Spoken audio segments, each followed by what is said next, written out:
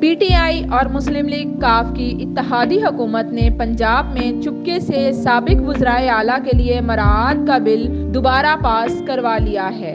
1975 میں پہلی مرتبہ پاس کیے گئے اس بل میں 2019 کے دوران پی ٹی آئی نے اس میں 21(a) کی ترمیمی شق شامل کی تھی۔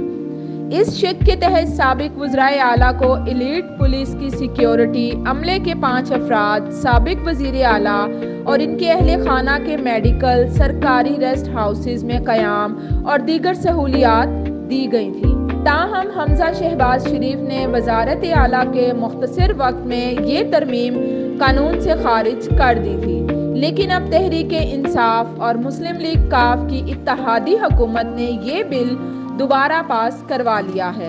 دلچسپ بات یہ کہ منظوری کا یہ عمل خفیہ رکھا گیا اور میڈیا کو بل کی کاپی جاری نہیں کی گئی۔